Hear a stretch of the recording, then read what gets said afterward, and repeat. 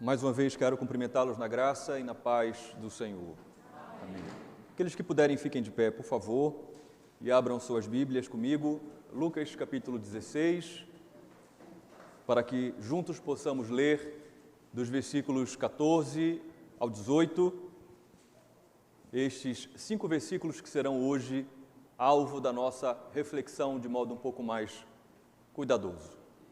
Lucas 16, do 14 ao 18, enquanto os irmãos abrem as suas Bíblias, quero, neste culto, registrar uma palavra de gratidão a toda a igreja pelas orações em meu favor, nesse período de viagem ao Concílio Nacional. Deus abençoe vocês, irmãos. Foi uma honra poder representá-los naquele concílio como igreja e é uma alegria muito grande estar de volta, não só à minha casa, como também à minha casa de oração. Louvado seja Deus por isso. Lucas 16, 14 em diante, quantos acharam, digam amém. Amém. A palavra de Deus assim nos diz: os fariseus, que eram avarentos, ouviram tudo isto e zombaram de Jesus. Mas Jesus lhes disse: vocês são os que se justificam diante dos homens, mas Deus conhece o coração de vocês. Pois aquilo que é elevado entre os homens é abominação diante de Deus. A lei e os profetas duraram até João. Desde esse tempo, o evangelho do reino de Deus vem sendo anunciado e todos se esforçam para entrar nele. É mais fácil passar o céu e a terra do que cair um tio sequer da lei. Quem repudiar a sua mulher e casar com outra comete adultério. E aquele que casa com a mulher repudiada pelo marido também comete adultério. Vamos orar mais uma vez, em seguida eu peço a gentileza de que você tome seu assento. Tua palavra que nos assombra, que impacta o nosso coração, está aqui diante de nós, ó nosso Deus. E nós, desde já, queremos, de modo incansável, reconhecer publicamente, diante não só da tua igreja, não só do teu povo aqui reunido, mas de toda a criação, que se o Senhor não desvendar os nossos olhos, nós não conseguiremos enxergar a beleza, as maravilhas da tua lei. Por isso eu peço ao Senhor, primeiro pela minha própria vida, mais uma vez, publicamente eu peço ao Senhor, que me conceda, ó Deus, tudo aquilo que nós necessitamos, que eu necessito para pregar a tua palavra com poder, com autoridade, com simplicidade, de modo que todos possam entender e ouvir a tua voz. Mas da mesma forma eu suplico, ó Espírito Santo de Deus, que enquanto o Senhor me usa como instrumento nas tuas mãos, que o Senhor opere nos corações dos ouvintes da tua palavra, de acordo com a tua soberana vontade, para abrir o coração, para crerem, para serem salvos ou santificados por ti mesmo. Que o Senhor possa operar isso em nosso meio, para a tua glória, para o bem do teu povo, para o avanço do teu reino, é o que eu te oro em nome de Jesus. Amém. Podem sentar, irmãos.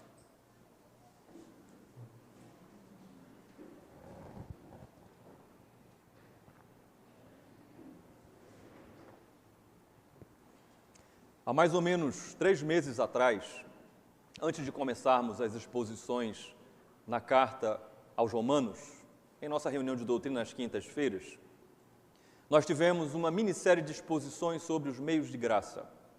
Aqueles que estiveram presentes lembram que a primeira exposição tratou sobre o primeiro meio de graça, a recepção da palavra de Deus. Naquela ocasião, nós meditamos sobre alguns aspectos de como nós recebemos a palavra de Deus, lendo, ouvindo a palavra de Deus. E quando o assunto é a recepção da lei de Deus, eu penso que é possível nós identificarmos 3 grupos de pessoas, e eu quero que você reflita em que grupo você se encontra. O primeiro grupo, eu digo que é aquele grupo que é composto pelas pessoas que são bons ouvintes do Evangelho, mas não só são bons ouvintes, são também bons praticantes. Se importam em ouvir e, ao mesmo tempo, em praticar aquilo que recebem, aquilo que ouvem da palavra de Deus. O segundo grupo também é composto por bons ouvintes do Evangelho. São pessoas que têm um prazer muito grande de ouvir a palavra de Deus pregada, sobretudo se ela for pregada por pregadores capazes, pregadores estudiosos da palavra, que trazem elucidação acerca daquilo que a palavra de Deus diz, gostam de ouvir a pregação. entretanto, não têm muito compromisso em obedecer, em cumprir aquilo que estão recebendo. Esse é o segundo grupo de pessoas. Mas tem um terceiro grupo de pessoas que também recebe a palavra. É composto por aqueles que ouvem a pregação, mas que com muita dificuldade só se afeiçoam de alguns aspectos daquilo que ouvem. Quando ouvem algo do Evangelho, da palavra de Deus, que confronte o seu coração, que confronte o seu próprio pecado, não são apenas maus praticantes, mas também são maus ouvintes da palavra de Deus. Você pode pensar que tipo de grupo, a que grupo você pertence. O primeiro, ouve e pratica, se esforça. O segundo, gosta muito de ouvir, mas não está muito preocupado em praticar. Ou o terceiro, sequer consegue ouvir a mensagem da palavra de Deus. Quando o assunto é a religião, vamos aqui falar sobre o cristianismo, eu quero destacar o segundo e o terceiro grupo de pessoas. Vamos deixar de lado aquele primeiro grupo das pessoas que não só gostam, que se importam em ouvir a mensagem, mas também se importam em praticar aquilo que ouvem, que recebem de Deus. Vamos pensar no segundo e no terceiro grupo. Porque essas pessoas, ou seja, aquelas que ouvem, mas não estão muito preocupadas em praticar, ou aquelas que nem praticam e nem gostam muito de ouvir certos assuntos da palavra de Deus, essas pessoas, apesar de serem religiosas, elas não têm, ou seja, têm uma vida religiosa, elas não têm compromisso com a lei de Deus, com a palavra de Deus, em obedecer aquilo que a palavra de Deus ensina. E se isso não afetasse só as suas próprias vidas, pessoalmente falando, isso acaba por estabelecer um padrão de uma religião estranha à própria palavra de Deus. Quando você se recebe a palavra de Deus, mas você não se compromete em obedecer, em cumprir o que a palavra de Deus estabelece, você acaba estabelecendo uma religião que não é alinhada com aquilo que a palavra de Deus diz. É uma religião estranha que acaba por competir com a palavra de Deus. Se tornam modelos, essas pessoas, de um cristianismo pragmático, de um cristianismo que é baseado não no que é certo, mas no que dá certo. São pessoas que você vai ver, à luz da Escritura, que nós vamos meditar daqui a pouco, que se auto-justificam pelos resultados e não por aquilo que de fato devem fazer. Sim, esse tipo de evangelho, ele infelizmente tem se tornado cada vez mais popular, elevado entre os homens. Mas cabe a pergunta: o que será que Deus pensa disto? Porque Ele é o alvo da adoração da igreja, da adoração dos cristãos. Então, Ele é a pessoa mais interessada em estabelecer um juízo, uma opinião sobre as pessoas que agem dessa forma. E se o Evangelho nos apresenta um caminho para entrarmos no reino de Deus, como um caminho estreito, apertado, onde poucas pessoas estão dispostas realmente a trilhá-lo, certamente esse capítulo 16, e aqueles que estavam aqui domingo passado hão de concordar, e ainda vão concordar aqueles que estiverem no próximo domingo. Esse capítulo 16 é um daqueles estreitamentos do caminho, não só para mim como pregador da palavra, mas para vocês como ouvintes do Evangelho. Aqueles que estavam presentes lembram da exposição passada? O nosso Senhor tinha acabado de entregar aos seus discípulos os fundamentos de como eles deveriam lidar com as riquezas deste mundo caído. Enquanto eles estão aqui pregando o Evangelho, anunciando a palavra de Deus, como é que eles devem lidar com as riquezas? E esse ensino que foi direcionado especificamente, especialmente aos discípulos, acabou por provocar um desconforto para quem? Para um grupo de religiosos dentro da comunidade da aliança, os judeus, os fariseus, naqueles dias. Então chegamos ao versículo 14. Olhe para a sua Bíblia, por favor. Os fariseus, que eram avarentos, ouviram tudo isto e zombaram de Jesus. Como é possível que alguns de vocês não tenham ainda recebido uma explicação, afinal de contas, quem eram os fariseus? Eu até costumo brincar chamando, às vezes, um crente de fariseu. Tu és um fariseu, mas eu não sei o que é um fariseu. Os fariseus nada mais eram do que um partido político nascido dentro do judaísmo. Os fariseus defendiam a rigorosa obediência às prescrições da lei de Deus, da lei de Moisés, sobretudo aos rituais e aos costumes.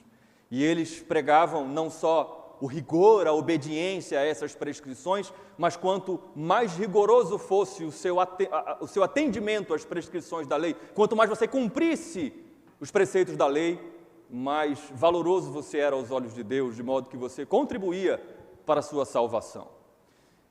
Esses fariseus aqui, eles não são contados como os seguidores de Jesus, como aqueles que se dispuseram a deixar os seus conceitos prévios e a seguir os ensinos de Jesus. Não, eles não são contados como os discípulos de Jesus, seguidores de Jesus, mas eles tinham um conhecimento formidável da lei de Deus, da palavra de Deus, e eles ouviram. É um verbo que eu quero chamar a sua atenção aqui no versículo 14, porque para a nossa tradução na língua portuguesa, eles simplesmente ouviram. Só que esse verbo, na língua original, ele tem uma conotação que expressa uma ideia muito mais profunda do que ouvir. Eles não só ouviram, mas eles ouviram com atenção aquilo que Jesus tinha acabado de dizer especificamente aos seus discípulos. E preste atenção, embora o nosso Senhor estivesse se dirigindo aos seus discípulos, aos seus seguidores, esse grupo de pessoas, de religiosos, ouviu atentamente tudo o que ele acabou de dizer. Eles prestaram atenção em tudo o que Jesus Cristo tinha dito. Eu quero chamar a sua atenção como crente, porque talvez você pense que as coisas que você fala não são observadas por pessoas fora da comunidade da fé, mas são. Então você tem que ter muito cuidado. Você não tem que ficar calado, você tem que falar sobre a sua fé, mas você tem que ter muito cuidado com aquilo que você fala, porque você, como crente, é um formador e uma formadora de opinião. E, na verdade, você está aqui para isso.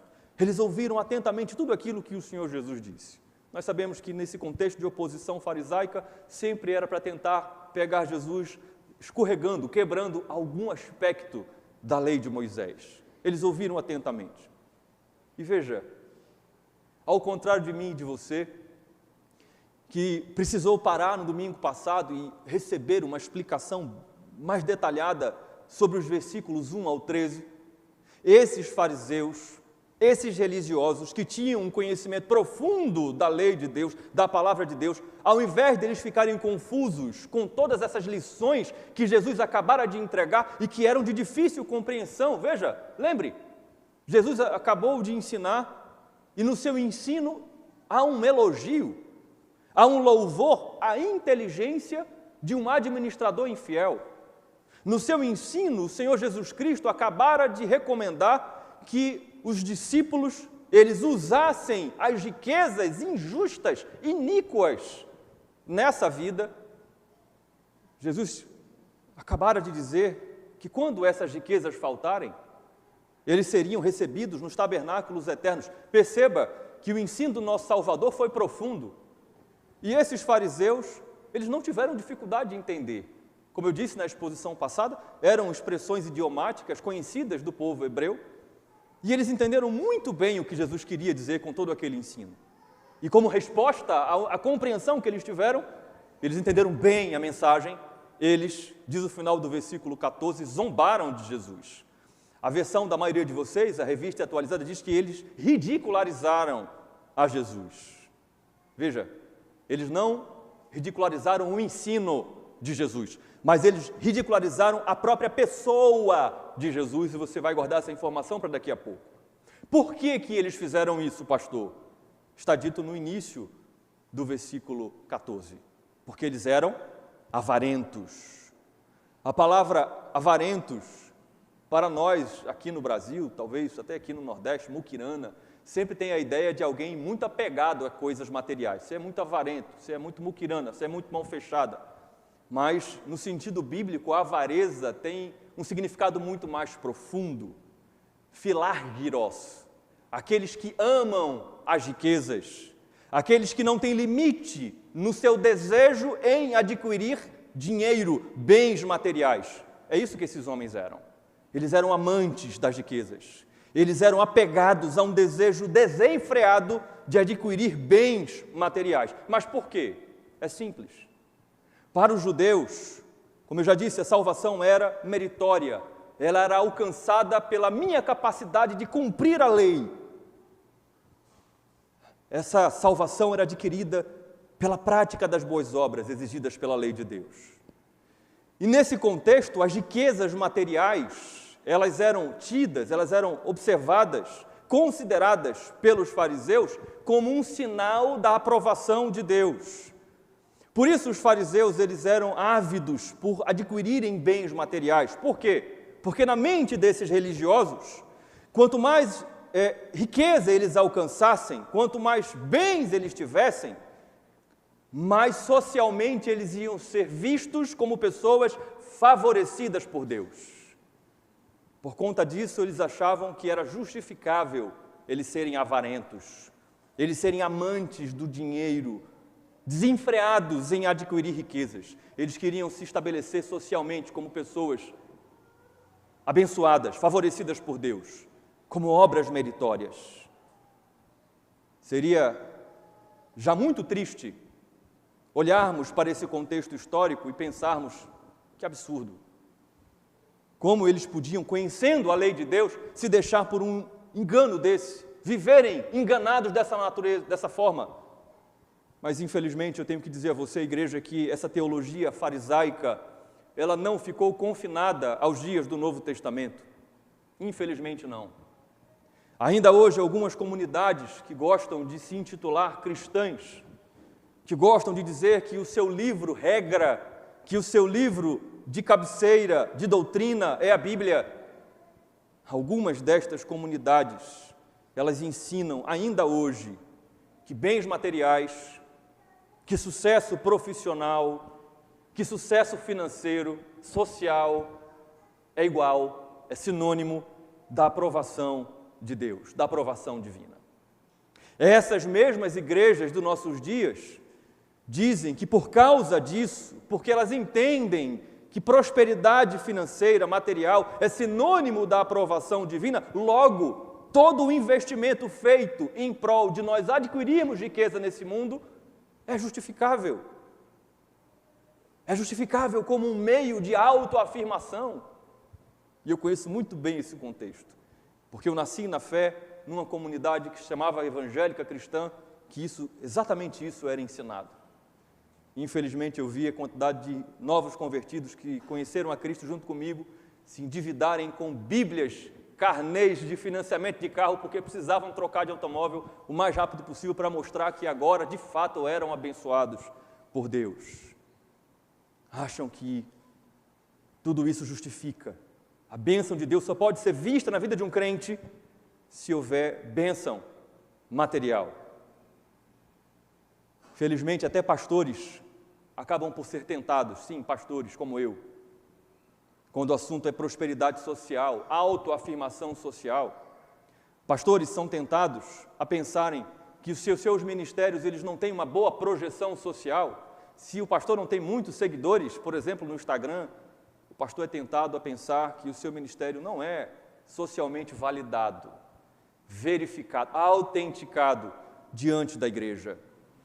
Pastores são tentados a olhar para igrejas que têm um número maior de membros, que têm uma estrutura melhor e pensarem que aquelas igrejas, sim, são alvo da aprovação e da bênção divina.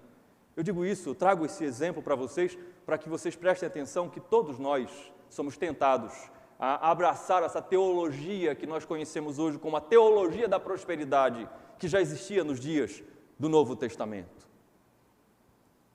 Esses fariseus naqueles dias, aqueles que hoje, infelizmente, também pensam dessa maneira, que pensam que se projetar socialmente é sinônimo da bênção divina por causa das obras, da piedade, daquilo que se tem em termos de conhecimento acadêmico ou daquilo que se tem materialmente, financeiramente falando.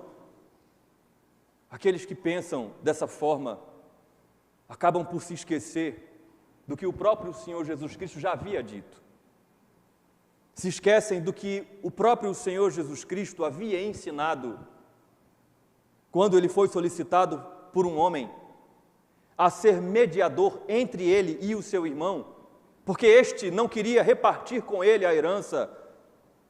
E então Jesus disse, 3 capítulos atrás, nesse mesmo evangelho, Lucas 12, versículo 15, ele lhes recomendou: tenham cuidado e não se deixem dominar por qualquer tipo de avareza, de amor ao dinheiro, de apego desenfreado ao desejo de adquirir riquezas materiais. Ele arremata dizendo, Lucas 12:15, porque a vida de uma pessoa não consiste na abundância de bens que ela tem. Mas ele avança trazendo um aprofundamento ainda maior para este mesmo ensino, lá no capítulo 12 desse evangelho. No versículo 21, na parábola do rico e o tolo, ele vai dizer assim, cuidado, é o que ajunta tesouros para si mesmo, mas não é rico para com Deus. Essas pessoas que são pragmáticas, que acham que projetar a sua vida socialmente, financeiramente, é sinônimo da bênção divina, estão esquecendo desses ensinos. Estão se esquecendo que o próprio Antigo Testamento já ensina acerca dessas coisas. Provérbios capítulo 28, versículo 20, nos diz, o homem fiel será cumulado de bênçãos, mas quem tem pressa de enriquecer não ficará sem castigo.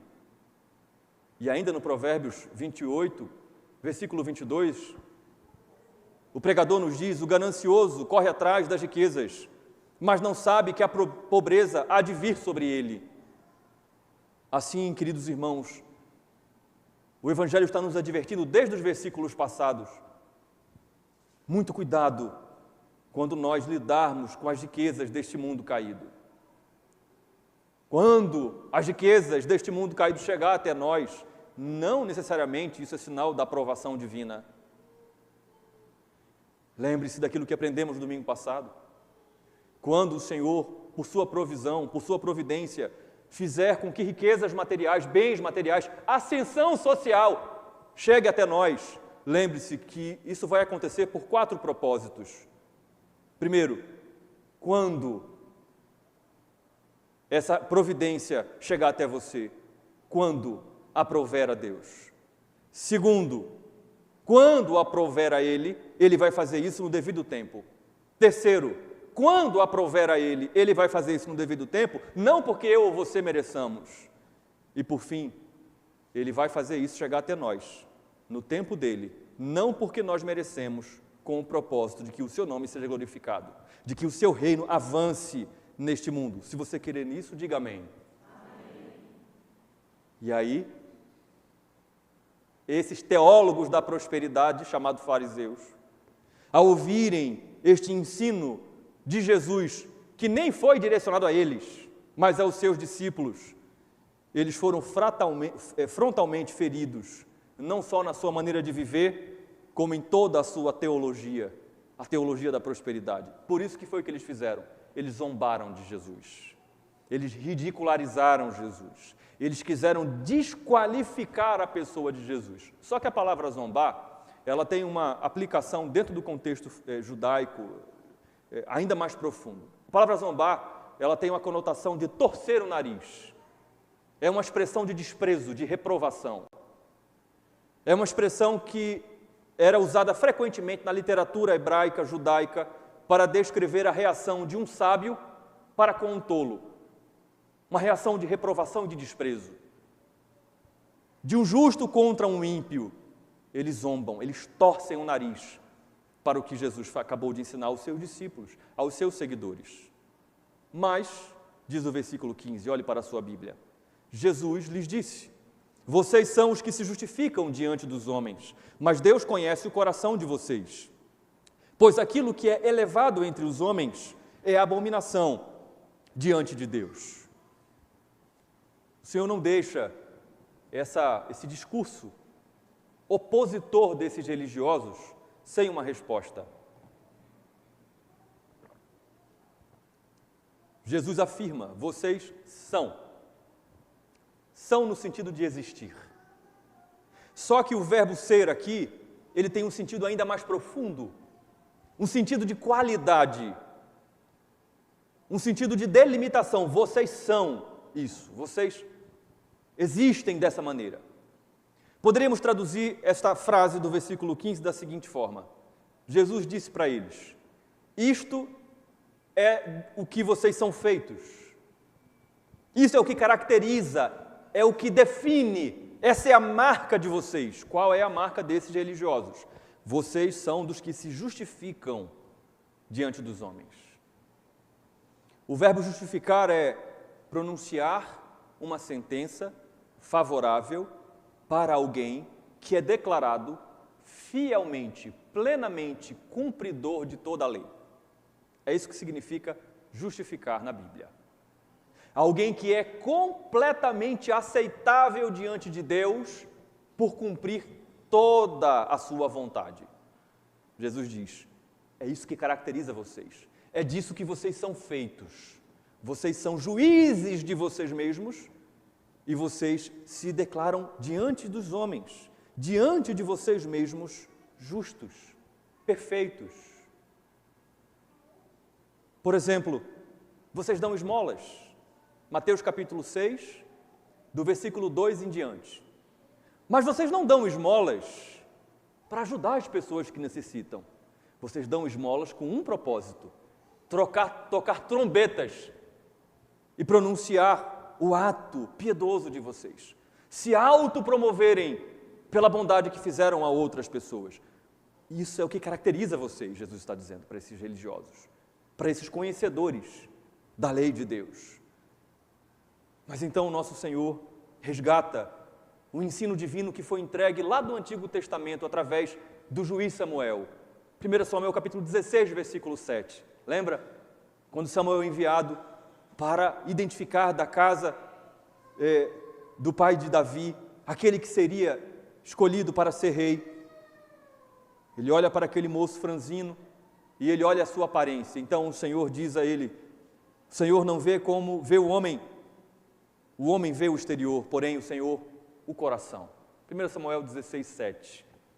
O Senhor Jesus resgata esse princípio da palavra de Deus, dada pelo Espírito Santo desde o Antigo Testamento.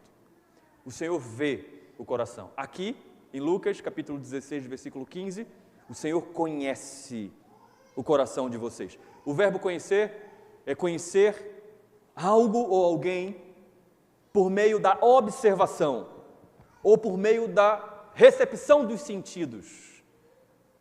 Eu interajo com você ou com determinada situação e a partir de então eu adquiro conhecimento. Nós sabemos que Deus é apresentado na Escritura como Deus onisciente. E o que significa isso? O Deus que conhece tudo o que pode ser conhecido, passado, presente e futuro, perfeito e cabalmente. Então, se o conhecimento é adquirido por meio da observação, Deus conhece tudo perfeitamente, tudo que pode ser conhecido, acerca de absolutamente tudo, porque Ele é o Deus que contempla, que vê todas as coisas.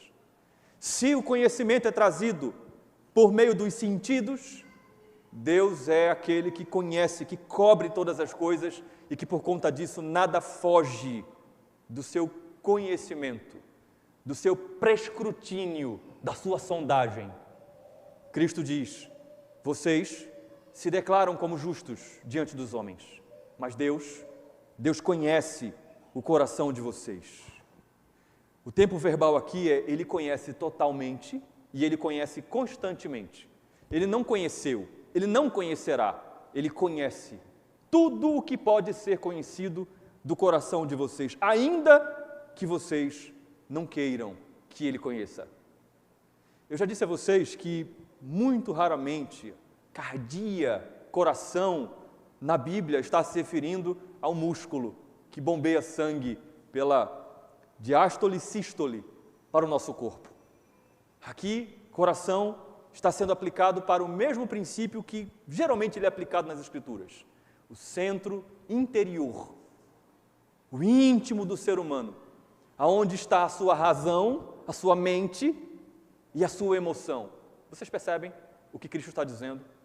Deus conhece o coração, o âmago, a alma, a essência de vocês. Ainda que vocês não queiram, Ele conhece. Logo, diz Cristo no versículo 15, não adianta.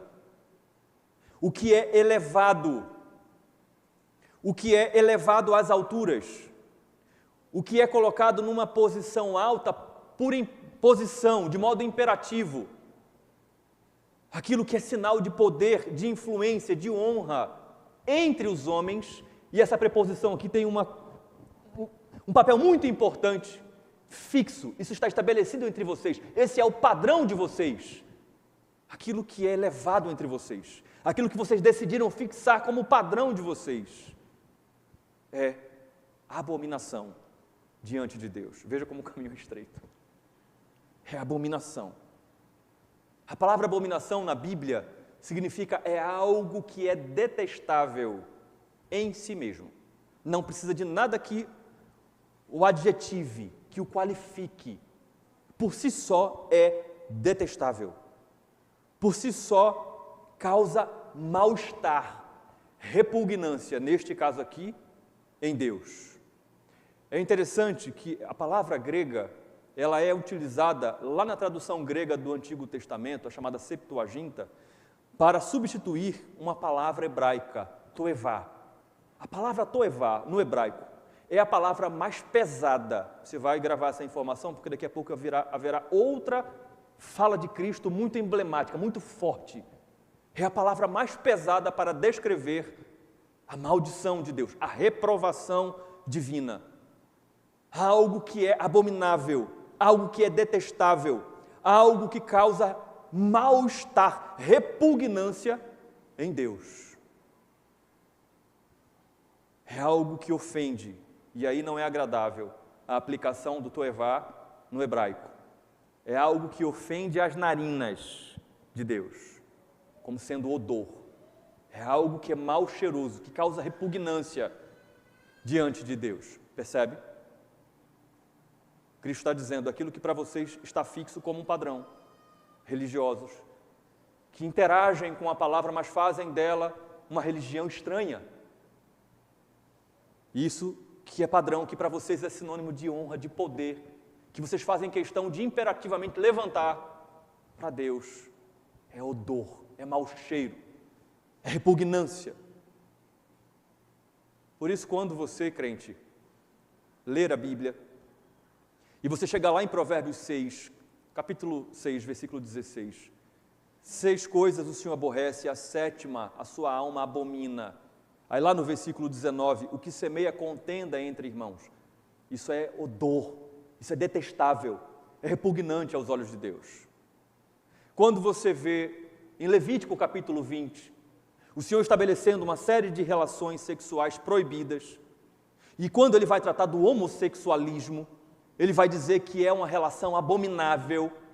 A Bíblia está dizendo que isso para Deus é repugnante, isso causa mal-estar, isso ofende as narinas de Deus. Isso não sobe para ele como um aroma suave, mas como odor. Aqui Cristo está dizendo, o que para vocês, o que entre os homens é motivo de ostentação, para Deus é repugnância, é odor de podridão. E aqui é um jogo de palavras com o versículo 14, o versículo anterior. Cristo está dizendo, se vocês torcem o nariz para mim, por aquilo que eu estou pregando, ensinando, saibam que Deus, Ele zomba de vocês. Salmo capítulo 2, versículo 4. Do céu o Senhor ri, o Senhor zomba daqueles que se levantam para lhe afrontar. Deus zomba de vocês, porque vocês são avarentos, são apegados às riquezas, amam o dinheiro. Vocês são avarentos. Na verdade, Cristo está dizendo, vocês são repugnantes aos olhos de Deus, porque vocês são idólatras, porque vocês amam a mamon, exposição passada. Vocês são apegados à riqueza. E não é a primeira vez que eu e você, como igreja, vamos ouvir o Espírito Santo nos ensinando isso. O apóstolo Paulo, cheio do Espírito Santo, escrevendo a carta aos Colossenses, capítulo 3, versículos 5 e 6, diz... Que conexão desse capítulo 3 de Colossenses com esse capítulo 16 de Lucas? O versículo 5 está conectado com esses versículos. E o versículo 6 está conectado com a parábola do rico e do mendigo. O Espírito Santo diz, portanto, façam morrer tudo o que pertence à natureza terrena. Veja, imoralidade sexual, impurezas, paixões, maus desejos e a avareza. Não é reter, é amar. É adorar a mamon. E a avareza, que é idolatria. Aí vem o versículo 6. Por causa destas coisas é que vem a ira de Deus sobre os filhos da desobediência. O evangelista Lucas vai nos trazer o aprofundamento dessa verdade dramática, a ira de Deus que vem sobre esses que agem dessa forma, sobre esses idólatras. Vai falar conosco o Espírito Santo na parábola do rico e do mendigo Lázaro. Mas antes, esse evangelista registra para nós o ensino de Jesus que contrapõe essa religião baseada na obediência superficial, essa religião estranha. Aqui o Espírito Santo vai trazer para nós a essência da verdadeira obediência à lei de Deus, à palavra de Deus. Veja, versículo 16, a primeira parte. Parte A. A lei e os profetas duraram até João. Nosso Salvador está apontando para a verdade de que o Antigo Testamento, a base doutrinária para esses religiosos, anunciava de fato as boas novas de um Messias prometido, de um Messias que viria para trazer salvação ao povo da aliança. Cristo se refere à própria lei, aos profetas, ao Antigo Testamento, a Taná. No entanto, Jesus aqui no começo do versículo 16 diz que esse tempo da promessa vai começar a se cumprir de modo definitivo no ministério de João Batista, o qual teve o seu discurso rejeitado pelos próprios fariseus. Ele começa a falar, a voz que clama no deserto, que foi pré-anunciada pelos profetas, é rejeitada por esses religiosos. Eles eram maus ouvintes da palavra. É o terceiro grupo de pessoas, seletivos no que queriam ouvir. Mas então, o Senhor continua no versículo 16 dizendo: desde esse tempo, o evangelho do reino de Deus vem sendo anunciado e todos se esforçam para entrar nele. Veja, Jesus Cristo diz, o Cristo prometido no Antigo Testamento, ele é anunciado por João. Esse profeta, que é o profeta que vai fazer a união das duas dispensações, a antiga e a nova aliança, o Antigo e o Novo Testamento. E João, ele vai pregar esse Cristo antes prometido e agora revelado na pessoa do Senhor Jesus Cristo. E é interessante porque essa segunda parte do versículo 16, o verbo ele é apresentado com duas manifestações. Primeiro, na força média. Escute isso. A mensagem do Evangelho é essa. O Evangelho convoca todos os homens, todos, judeus, publicanos, meretrizes, os piores pecadores, sem distinção, a lutarem, a se esforçarem. Aí está a força média do verbo. Para quê? Para entrarem no reino. E como isso é possível? Se arrependendo e crendo neste Evangelho. Mas este anúncio, e é interessante, porque a palavra na língua hebraica, na língua grega, embora na nossa tradução ela seja apresentada em dois momentos, Evangelho e depois anúncio, na língua grega é uma palavra só, é um verbo só. Esse mesmo Evangelho que de modo forçoso coloca os homens a lutarem para entrar no reino de Deus, se arrependerem dos seus pecados e crerem no Evangelho, esse Evangelho também vem sobre eles numa forma passiva, onde eles são afetados por este Evangelho. A pregação desse Evangelho os empurra para dentro do reino de Deus. Veja, é uma força dupla. É o Evangelho os empurrando para dentro do reino e, ao mesmo tempo, eles sendo vivificados pelo Espírito e começando a batalhar pela sua própria fé. Talvez essa voz passiva do verbo seja melhor compreendida voltando 2 capítulos atrás, aqui em Lucas, capítulo 14, versículo 23. Lembra que quando o Senhor envia os seus servos para saírem pelas ruas, pelas vielas, pelos becos, ele diz, então o Senhor disse ao servo, saia pelos caminhos e atalhos e obrigue todos a entrar, para que a minha casa fique cheia. Em outras palavras, Cristo está dizendo, enquanto vocês religiosos rejeitam a mim, rejeitam a minha mensagem, enquanto vocês manipulam a palavra de Deus, estabelecendo uma religião estranha a ela mesma, enquanto vocês impõem aos homens um padrão de uma religião morta, completamente abominável aos olhos de Deus. Escutem, diz Cristo, cheio de misericórdia, é chegado o tempo de uma decisão séria, é chegado o tempo de uma decisão total, é chegado o tempo em que cada pecador que não entra no reino de Deus pelo arrependimento, pela conversão, que não se deixa ser convencido e persuadido pela mensagem do Evangelho, está perdido, não vai compreender o que vocês tanto almejam, as felicidades, os gozos, os benefícios da vida eterna, do reino de Deus. Cristo está dizendo a esses fariseus que a proclamação do Evangelho, em primeiro lugar, na atuação de João Batista, ele avança agora no seu próprio ministério. Cristo é o Filho de Deus que está convocando cada pecador a se arrepender, a se render a Deus e a se apropriar do seu reino. Jesus diz, isso é anunciado desde a lei, nomos, desde os profetas, foi anunciado, vocês sabem disso, mas agora vocês precisam saber que está se cumprindo aquilo que foi prometido, está se cumprindo agora, porque a palavra de Deus, ela não muda, ela não passa, e esse é o contexto do versículo 17.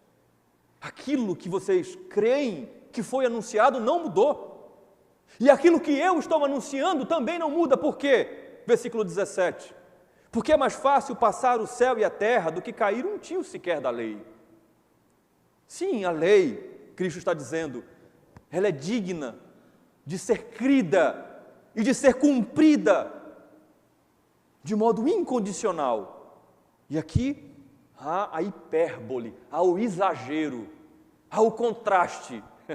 É mais fácil os céus e a terra deixarem de existir do que um traço, um pequeno traço, feito por uma pena ou por uma caneta, neste livro, cair. Comparando, é mais fácil todo o céu, com tudo aquilo que ele tem, toda a terra, com tudo aquilo que ela tem, se desfazer em cinzas, como nós louvamos hoje no Salmo 46, do que um traço da lei, da palavra de Deus, cair. Por isso, olhem para a lei, olhem para a palavra, ó religiosos de Jesus, e observem, não sejam seletivos, percebe?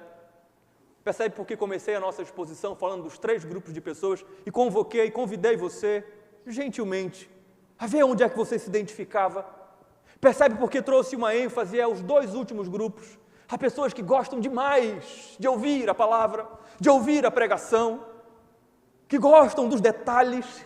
Eu nunca tinha ouvido nada a esse respeito, mas não estão comprometidos de todo o seu coração, não se esforçam, não se rendem em cumprir cabalmente todos os traços, todos os pontos, todas as vírgulas dessa lei. Ah, pastor, mas não tem como, nem o senhor, eu sei, e é por isso que nós estamos aqui, é por causa da graça, é por causa da mediação de Jesus Cristo. É por isso que você que nos visita e que eventualmente ainda não é um crente ou está afastado do Evangelho, está ouvindo essa mensagem. Você não pode olhar para a palavra de Deus e achar que você pode selecionar o que você escolhe, obedecer ou não obedecer. Que dirá você se levantar contra a palavra de Deus e dizer eu não aceito? Eu me lembro de uma pessoa que certa vez disse, eu ouvi, se eu pudesse eu arrancava essa página da Bíblia, eu preferia que essa página não estivesse na Bíblia. Cristo diz, é mais fácil céus e terra se desfazerem, serem pulverizados, do que Deus voltar atrás de qualquer coisa que Ele tenha dito. Essa é a advertência de Cristo para esses fariseus. Essa é a advertência do Espírito Santo para nós hoje, para que nós possamos olhar para a nossa vida e contrastar, comparar a nossa vida com a desses fariseus ou com esses 3 grupos de pessoas que estão ouvindo a palavra de Deus, recebendo esse meio de graça. O Evangelho está nos dizendo que o verdadeiro ensino da vontade de Deus, revelada em sua palavra, prevaleceu. Todas as promessas se cumpriram.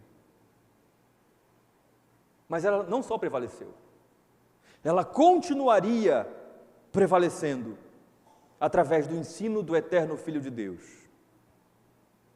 E esses fariseus, eu e você, devemos nos deixar convencer por isso e nos arrepender. Não tem outro caminho. Se você crê nisso, diga amém. Então, o nosso mestre, para finalizar, para pacientemente trazer uma ilustração, um exemplo daquilo que ele está falando, daquilo que ele está ensinando, daquilo que ele está exortando a esses religiosos, ele traz um exemplo claro da continuidade da palavra de Deus e a necessidade que existe, não só em se compreender. Você acha que compreender o que Deus fala na Bíblia é o suficiente? Não é, não. Necessidade de compreender o que Deus fala na Bíblia e colocar em prática e cumprir de acordo com aquilo que Deus requer na Bíblia. Nem mais, nem menos. É um exemplo de como os fariseus se justificavam diante dos homens, mas de fato eles não eram justos, eram abomináveis aos olhos de Deus. Versículo 18. Quem repudiar a sua mulher e casar com outra, comete adultério. E aquele que casa com a mulher repudiada pelo marido, também comete adultério. Nós não vamos hoje expor esse versículo 18, trazendo todas as aplicações que são tão ricas para os nossos dias, casamento, novo casamento. Talvez num próximo encontro de casais eu fale sobre isso, mas não. Vamos respeitar o que o texto está nos trazendo. Aqui ele está como um exemplo. E o Espírito Santo usa o evangelista Lucas, esse médico, historiador, detalhista, para deixar de fora aquilo que, por exemplo, o evangelista Marcos trata, a exceção do divórcio por causa do adultério, por causa da infidelidade conjugal. Nós não vamos falar sobre isso aqui, porque não está no Evangelho segundo São Lucas. Os fariseus, eles eram radicais, é isso que o Senhor está mostrando para eles, está trazendo a atenção deles. Eles eram radicais com relação ao adultério, a quebra do 7º mandamento, não adulterarás. Eles eram radicais, eles não toleravam a quebra do 7º mandamento, assim como não toleravam a quebra de nenhum dos mandamentos da lei moral. Mas eles permitiam o divórcio, porque na lei de Moisés, Deuteronômio 24, do 1 ao 4, há uma prescrição na lei que permite o divórcio. Então, por conta disso, eles permitiam. Só que os fariseus, eles permitiam que um homem se separasse de sua esposa por razões estranhas ao que Deuteronômio 24 trazia. E esses poderiam não só se deixar suas esposas, como se casar novamente com outra mulher. E detalhe, como você já sabe, você que é crente já ouviu essa passagem, essa explicação, os fariseus permitiam que homens fizessem isso, mas mulheres não. Veja como eles eram machistas. Além de ser hereges, eles eram machistas. Eles diziam que as mulheres não tinham esse mesmo direito, não tinham essa mesma concessão. Perceba, eles eram completamente contra o adultério, 7º mandamento, mas eles eram favoráveis à separação. Entretanto, o nosso Senhor traz uma aplicação, uma explicação correta, uma análise correta deste 7º mandamento, não adulterarás. Ele está dizendo, quem age dessa forma? Que forma? Quem deixa a sua mulher e casa com outra, fora daquilo que está prescrito na lei, está justamente quebrando o 7º mandamento, está adulterando. E tem mais, a mulher que foi deixada pelo marido e outro homem que se casa com ela, também está cometendo adultério junto com a pessoa que casa com ela. Veja a desgraça. Pastor, isso é injusto. A gente pode conversar depois do culto, tomando um copinho d'água, eu explico melhor isso para você. É injusto, como é isso? A mulher repudiada é uma desgraça, é isso. Quando nós relativizamos a lei de Deus, quando nós queremos manipular a lei de Deus, é uma desgraça na nossa vida e na vida das pessoas que nos cercam, na sociedade que nos cerca. É exatamente isso. Então ele está dizendo, é a proliferação do adultério que vocês tanto repudiam. Que conexão há entre esses assuntos? Que conexão há entre as riquezas e o exemplo que Cristo traz aqui no versículo 18, falando sobre a mulher repudiada e o adultério? É simples, irmãos. Cristo está mostrando aos fariseus, vocês estão descumprindo a lei de Deus, a lei que vocês tanto amam. Gênesis capítulo 1 e capítulo 2 diz, por isso, deixará o homem seu pai e a sua mãe, e unir-se-á a sua mulher, e serão os dois uma só carne. A lei diz que aquilo que Deus uniu, não separe o homem. Vocês estão quebrando a lei de Deus.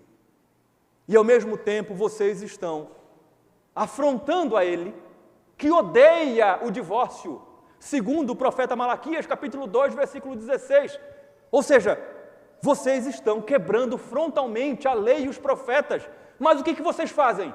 Vocês se declaram mutuamente justos. Vocês fazem isso abertamente, promovem isso, dizem, nós estamos justificados. Mas vocês estão quebrando a lei de Deus. Vocês estão afrontando, Ele odeia o divórcio. Da mesma forma que vocês estão fazendo isso, nesse aspecto da lei, Cristo está dizendo, está agora aplicando, vocês também estão fazendo isso, sendo avarentos, adorando a Mamon, amando as riquezas ao invés de adorarem a Deus. Ao invés de fazerem isso, ele diz, deixem-se conduzir ao reino, lutem para entrar no reino, porque o destino daqueles que confiarem nas riquezas será terrível. E então, Cristo vai trazer a parábola do rico e o mendigo Lázaro, que nós vamos ver na próxima exposição, se Deus assim quiser. Mas antes disso, eu concluo essa mensagem, irmãos, frisando aquilo que o Senhor nos ensina. O Senhor nos ensina que as riquezas, que os bens materiais, que a projeção social, que a projeção eclesiástica, você pode ser muito bonito, muito bonita, você pode ter muitos dons, mas que essas coisas não necessariamente expressam a aprovação divina sobre os homens, sobre a minha vida e sobre a sua vida. É isso que esta passagem está nos dizendo, está nos ensinando. Porém, apesar de nós sermos ensinados acerca desta verdade, existe um foco ainda maior no ensino do Senhor nessa passagem. Ele está dizendo, nós devemos fugir de sermos seletivos nos ensinos da palavra de Deus. Nós devemos fugir de sermos manipuladores da verdade. Nós devemos fugir de distorcer os princípios da palavra de Deus, conformando esses princípios aos nossos interesses. Nós devemos fugir de cumprir certos aspectos do ensino bíblico às custas de ferir outros princípios. Precisamos ser bons hermeneutas. Precisamos respeitar o princípio de interpretação da Bíblia. A Bíblia nunca se levanta contra ela mesma. Paremos de tentar fazer isso, de colocar a Bíblia para guerrear com ela mesma. Não. Porque os que assim fazem correm o grande risco, grande perigo de construir um sistema religioso, bíblico, usando a Bíblia, muito funcional, muito popular, muito bem aceito entre os homens, mas abominável aos olhos de Deus. Assim, meus irmãos, nós devemos servir a Cristo, devemos submeter ao Evangelho, confiados jamais em nossos méritos. Não importa que funções nós tenhamos na casa de Deus, não importa quão abençoados nós sejamos por sua providência, nós devemos passivamente ser conduzidos ao passo que nos esforçamos para entrar no reino de Deus. Nós devemos cuidadosamente ouvir a voz de Deus, ouvir a sua palavra, ouvir os seus mandamentos, ouvir a sua lei, ouvir todo o conselho de Deus, as Sagradas Escrituras, a Bíblia, e nos esforçar para obedecê-la. nos estimular, nos apoiar mutuamente, nos encorajar mutuamente para sermos obedientes, não só ouvintes, mas operosos praticantes da palavra de Deus. Vamos orar.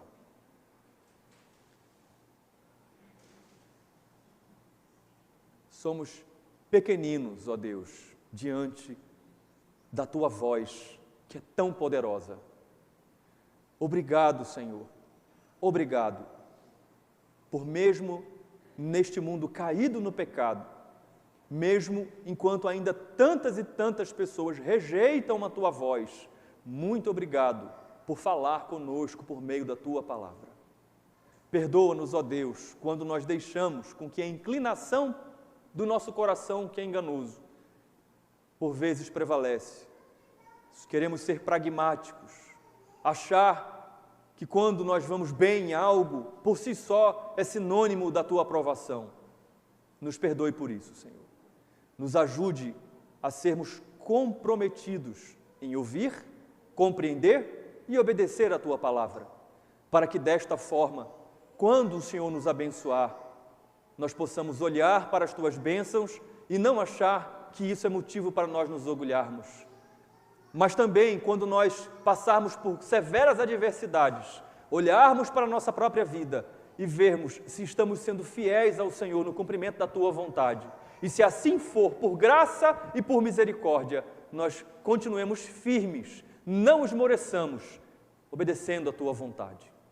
Aqueles que estão aqui em nosso meio, ó Deus, que ainda não professaram a fé em Ti, que o Senhor conceda a eles a graça do arrependimento, que eles possam olhar para a sua própria vida, confrontá-la ao Evangelho e identificarem facilmente a necessidade que eles têm de ter um Salvador, de ter um mediador, de ter alguém que os apresente diante de Ti, e que eles possam, ó Deus, serem convencidos pelo Teu Evangelho, que eles possam ser empurrados para dentro do Teu reino, que eles possam se esforçar para entrar neste Teu reino, caminhar por este caminho, que por vezes é muito estreito, sim, mas é o caminho que conduz à vida eterna.